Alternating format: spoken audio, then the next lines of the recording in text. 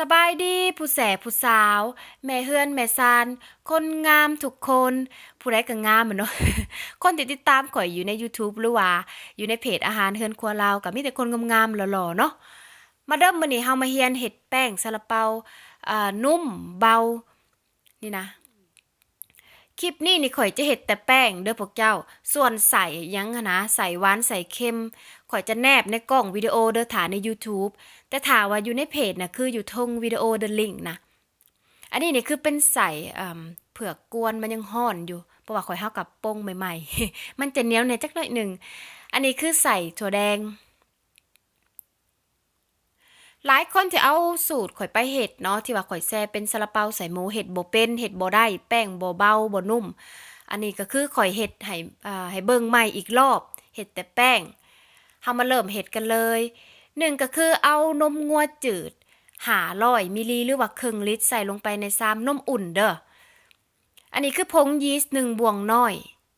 น้ำอันนี้คือเกลือเนาะเกลือนี่1บวงน้อยน้ำตาล3 บวงครึ่งบวงตักกินหรือว่า4 บวงเลยก็ได้เด้ออันนี้นี่คือเป็นน้ำมันหมูที่ข่อยเอาตอนน้ำมันหมูมาแล้วก็ล้างเกลี้ยงๆซอยตอนน้อยๆแล้วก็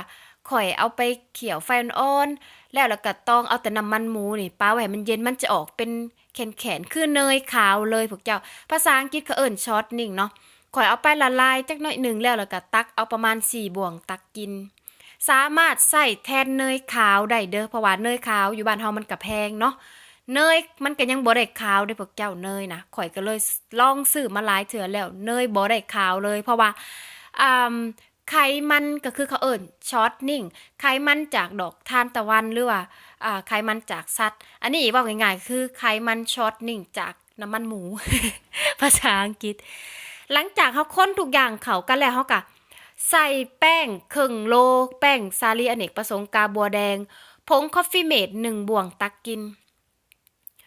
ห่อนให้มันเบาเนาะถ้าอยู่บ้านเฮาบ่มีแป้งของไทยนะเฮาก็สามารถใส่แป้งที่บ้านเฮาก็ได้แป้งเวียดก็ได้ที่เขาเฮ็ดขนมไข่หรือว่าเค้กอิหยังก็ได้เป็นแป้งหมี่เว้าง่ายๆเขาเอิ้นแล้วก็คนให้กันพอเข้าให้ทั่วนะพวกเจ้าคนให้มันเข้าทั่วกันแล้วก็เอากับผักไว้3 ชั่วโมงได้อันนี้นี่คือข่อยผักบ่ได้ค้างคืนเด้อสูตรเก่านะคือข่อยผักค้างคืนแต่สูตรนี้นี่คือมื้อนี้อากาศร้อนข่อยผักมีแต่3 ชั่วโมงถ้ามื้อใดอากาศเย็นๆน่ะข่อยก็ผักค้างคืนก็ได้แต่อันนี้ข่อยผัก3 ชั่วโมงอยู่บ้านเฮาน่ะ2 ชั่วโมงก็ได้อากาศร้อนเนาะ หรือว่า1 ชั่วโมงก็ได้แต่ถ้าอยากให้ซาลาเปาเฮาเบาคักๆเฮาก็ผักประมาณ3 ชั่วโมงเด้ออันนี้นี่ส่วน2ก็คือแป้งสาลีอ่าคือเก่าหั่นแหละ2 ขีดแล้วก็ผงฟูน่ะครึ่งบวงตักกินเอามาคนใส่กันหลังจากข่อยผักประมาณ3 ชั่วโมงมันจะเป็นแบบนี้เห็นบ่มันจะเป็นฟอดแบบนี้นะอันนี้คือการปลุกยีสต์เว้าง่ายๆก็ได้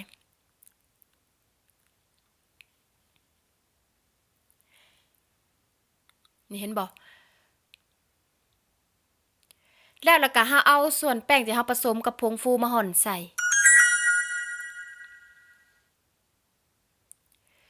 หลายคนว่าสูตรเก่าข่อยคือผักข้างคืนเพราะว่ามันแล้วแต่ว่าอากาศถ้าว่าอากาศหนาวอยู่ต่างประเทศหรือว่าข่อยเฮ็ดกลางคืนเฮ็ดประมาณ7-8โมงกลางคืนข่อยก็พักแป้งเลยก็ได้เบิดคืนเพราะว่าอากาศมันเย็นมันก็นานขึ้นซ่าแต่ถ้าอยู่บ้านเฮาเฮ็ดกลางเว้นอากาศร้อนก็2 ชั่วโมงหรือว่า3 ชั่วโมงก็ถือว่าใช้ได้แล้วแต่ถ้าพักดนหลายนะอากาศร้อนๆนี่มันสิเฮ็ดให้ยีสต์น่ะเหม็นแรงได้ มันก็จะบ่หอมอีกสำคัญเด้อหลังจากนั้นเราก็คนให้เข้ากันแล้วก็นวดเลยก็ได้พวกเจ้าจะนวดใส่ซ้ำเลยก็ได้หรือว่าจะใส่เครื่องนวดถ้าผู้ใดมีเครื่องนวดแป้งก็ได้แต่ว่าข่อยมักนวดมือก็คือมันสามารถเช็คได้ว่าแป้งขาดน้ำหรือว่าแป้งบ่พอน้ำบ่พอสิว่าจังได๋แป้งบ่พอน้ำหรือว่าแป้งน้ำเกินเฮาสามารถเช็คได้เพราะว่าแป้งแต่ละยี่ห้อมันบ่คือกันพวกเจ้าก็สิ่งสำคัญก็คือเฮานวดมือไปเฮาสามารถสัมผัสได้ถ้าว่าแป้งขาดน้ำเฮานวดไปบ่ฮอด5นาทีมันยังบ่เนียนและแป้งเริ่มแห้งเฮาสามารถหยอดนมใส่ในใส่เพิ่ม ก็ได้แต่ถ้าว่าเฮานวดไปแล้วแหละแป้งยังเหนียวอยู่เฮาก็เติมแป้งโรยแป้งไปเทื่อละหน่อยอันนี้คือการเช็กแป้งเนาะแต่ว่าสูตรที่ข่อยให้ไปเนาะพอดีเป๊ะได้โรยแป้งเทื่อละหน่อยประมาณ2หรือ3เทื่อมันก็พอดีแล้วนวดไปเรื่อยๆพวกเจ้าให้สังเกตว่าเฮานวดไปแล้วมันเริ่มเนียนมันบ่เริ่มติดมือแล้วนี่นะเฮานวดไปแล้วมันบ่ติดมือก็ถือว่าใช้ได้บางคนว่านวดบ่ขึ้นเลยหรือว่านวดไปแล้วแป้งมันเหนียวก็แสดงว่ามันชุเจ้านวดบ่ได้เนาะถ้ามันนวดได้มันบ่ติดมือเลยแบบสินะแล้วก็เฮาก็เตรียมผักก่อนเฮาจะผักแป้งนี่เฮาเอาน้ำมันน่ะทาซามแหน่เพื่อว่าเวลามันขึ้นฟูดับเบิลมันบ่ติดขอบผัก1ชั่วโมงอีกเด้อพวกแก้วเด้อหลายคนว่าคือหลายขั้นตอนเด้อถ้าว่าอยากเฮ็ดให้คันซาลาเปาเฮามันแป้งเบานุ่มก็จะใช้เวลาเนี่ยจักหน่อยหนึ่งที่จริงแล้วเฮ็ดประมาณ1ชั่วโมงก็ได้ แต่ว่าข่อยลองเฮ็ดแล้วถือว่าเฮ็ดสูตรที่ตามนี่ข่อยนี่ถือว่าผ่านเห็นบ่เขาจะสังเกตเลยว่ามันจะฟูขึ้นหลายๆแล้วก็มีลมคันเฮานวดได้เนาะหลังจากนั้นเฮาก็ไล่ลมออกในจักหน่อยหนึ่งเฮาก็เตรียมปั้นพวกเจ้าก้อนซาลาเปานี่สำหรับข่อยที่ว่าข่อยมักกินเนาะประมาณ60หรือว่า70กรัมเป็นก้อนกลางแต่ถ้าว่าเฮาที่เฮาซื้อทั่วไปมันจะก้อนน้อยแหน่ประมาณ50กรัมนี่แหละ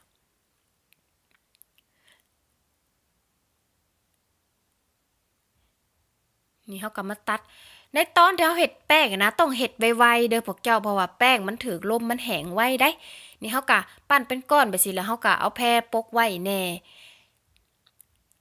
เพราะว่าหลายคนว่าโอ้แป้งมันคือด้านมันคือหยังเพราะว่าพวกเจ้าเฮ็ดแป้งอะนะพวกเจ้าบ่เอาแพรอัดไว้พวกเจ้าเฮ็ดอยู่บ้านเฮาเนาะอันน่ะอยากลมแน่หรือว่าอยู่ต่างประเทศอากาศอยากแห้งแน่น่ะเฮ็ดไปนำแล้วก็เอาแป้งอ่าสิว่าจะได้เอาผ้าแพรน่ะปกไปนำอย่าให้มันถูกลม แล้วก็เฮามาฮีตโตใดที่เฮาปั้นก่อนเฮาก็เอามาฮีตก่อนพวกเจ้าอันนี้คือส่วนใส่หมูส่วนส่วนวิธีเฮ็ดใส่นะคือคือใส่หมูนี่คือที่ว่าข่อยแซ่ไปแล้วก็คือวิธีเฮ็ดซาลาเปาใส่หมูน่ะเดี๋ยวข่อยจะให้ลิงก์ให้เด้อคืออยู่ในเพจข่อยก็จะใส่ลิงก์อยู่เทิงแต่ถ้าว่าอยู่ในกล้อง อยู่ในวิดีโอนะ YouTube นะขอยจะใส่ในกล้องวิดีโอเด้อคลิกซื้อเมนูว่ะซาลาเปามันจะมีสูตรเด้งขึ้น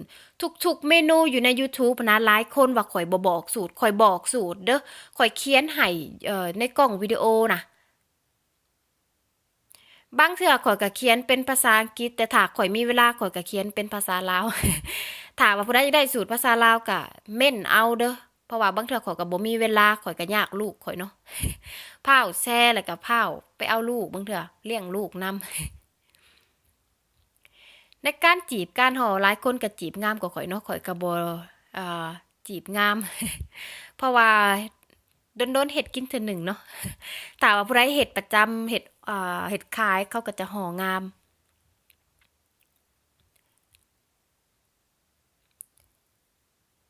อันนี้คือเป็นใส่หมูแต่อันนี้เนี่ยคือเป็นใส่ถั่วแดงถั่วแดงนี่คือขอยกระแซ่ให้แล้วแล้วขอยจะให้ลิงก์ทางในกล้องวิดีโออีกเด้อถั่วแดงเขาเอามากวนใส่ถั่วแดงกวนว่าง่ายๆหวังว่าทุกคนคือสิเฮ็ดเป็นเนาะพวกเจ้าผงยีสต์น่ะซื้อตามห้านขายเบเกอรี่ที่ว่าเขาขายเกี่ยวกับเฮ็ดเครื่องเบเกอรี่คันว่าอยู่ไทยเนาะอยู่ลาวเฮาก็ซื้อตามห้านเวียดก็ได้เขาขายพวกเจ้า บ่อึดดอกต่างแต่ว่าเฮาบ่ฮู้จักชื่อภาษาอังกฤษเขาเอิ้น yeast แต่ว่าภาษาเวียดเขาบ่ฮู้ว่าภาษาพี่เขาเอิ้นกันจั่งใด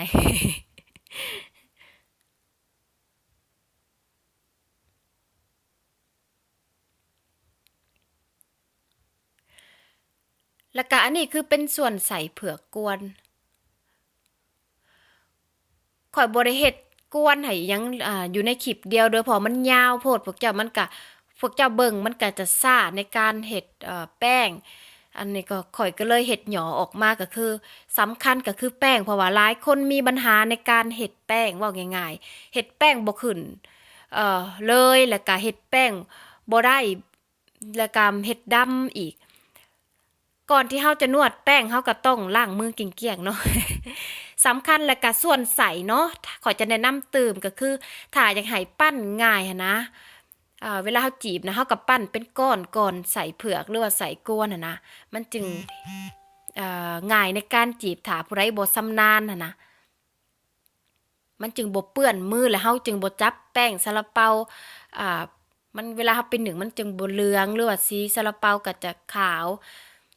ที่จริงมันก็บ่ได้ขาวเวอร์ดอกพวกเจ้ามันก็ขาวตามที่ว่าอยู่ในคลิปนี่แหละอ่ะแต่ว่ามันก็ไข่แน่นะ เพราะว่าข่อยบ่มีการปรับกล้องปรับแสงเนาะนี่เขาก็เอามาหนึ่งก็บ่ได้โดนประมาณ15-15 นาทีพวกเจ้าหนึ่งค่ะเขาก็เอาขึ้นเลยโลด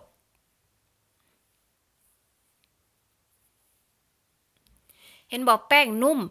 ถ้าว่ากินบ่เบิดเนาะเฮาก็สามารถเอาใส่ช่องฟรีซไว้อันน่ะเวลาเฮาจะกินเฮาก็เอาออกมาปาไว้ให้มันละลายก่อนเฮาจึงนึ่งอุ่นอีกรอบหรือว่าถ้าเฮ็ดแล้วหั่นนะเฮาก็ต้องใส่ถุงยางอัดไว้ดีได้เพราะว่าแป้งมันก็แน่นอนอยู่แล้วเวลามันถึงลมมันก็กระด้างเป็นธรรมดาเนาะมันก็ด้านเป็นธรรมดาขนาดเขาเฮ็ดคล้ายเขาก็นึ่งใส่ซึ่งหมไฟเบาๆอ่อนๆเวลาเฮาไปซื้อก็ มันก็นุ่มแต่ว่าเวลาเฮาบ่ใส่ในถุง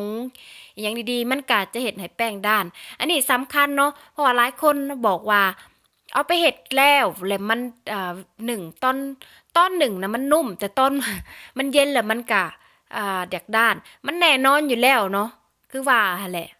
เฮานึ่งแล้วแหละเฮาก็ใส่ในถุงโลดของข่อยนี่เฮ็ดกินประจำแล้วข่อยจะใส่ซ่องฟรีซเอามานึ่งมันก็ยังบ่ได้แข็งพวกเจ้า